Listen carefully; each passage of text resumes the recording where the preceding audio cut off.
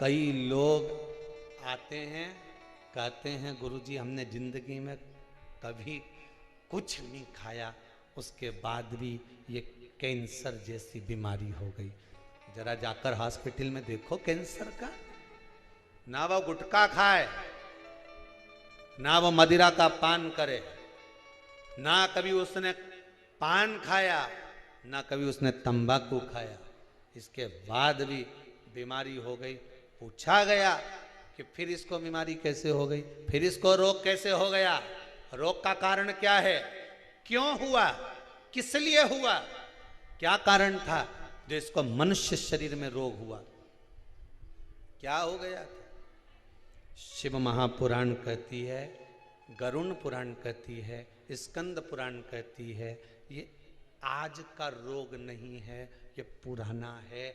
जब पूर्व में किसी के घात दी होगी, किसी के हृदय को चोट दी होगी, कोई ऐसा प्रहार कर दिया होगा, किसी के विश्वास को, भरोसे को, दृढ़ता को कहीं किसी ना किसी रूप में किसी के धन को खाकर दिया नहीं होगा, तो वो इस शरीर में आकर चुकाना पड़ता है।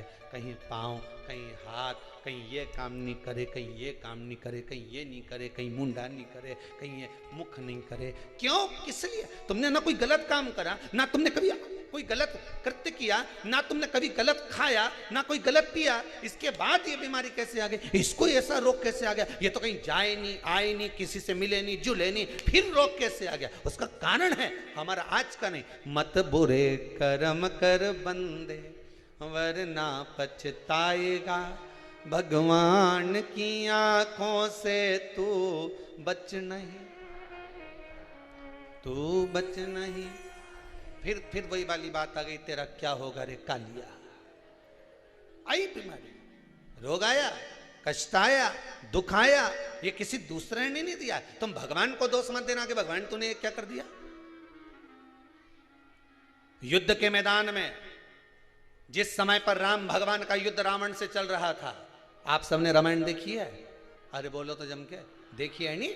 जिस समय युद्ध के मैदान में रावण से युद्ध चल रहा था, जितने युद्ध के मैदान में जितने भी लड़ने के लिए राक्षस आ रहे थे, वो राम जी को देखकर भगवान विष्णु का दर्शन कर रहे थे। केवल एक रावण अकेला था जो भगवान राम को केवल राम मान रहा था, उसने भगवान विष्णु का दर्शन नहीं कर पाया।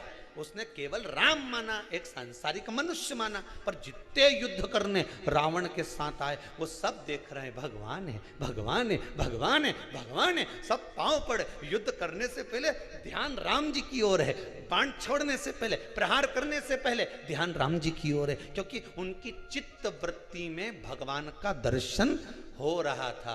रावण के भीतर इतना अहंकार भरा हुआ था, इतना काम भरा हुआ था, इतनी आसक्ति भरी हुई थी, इतनी तृष्णा भरी हुई थी कि भगवान सामने खड़े थे तो भी नहीं पहचान पा रहा था कि ये भगवान है, तो भी उनको लग रहा था इंसान, तो भी नहीं पहचान।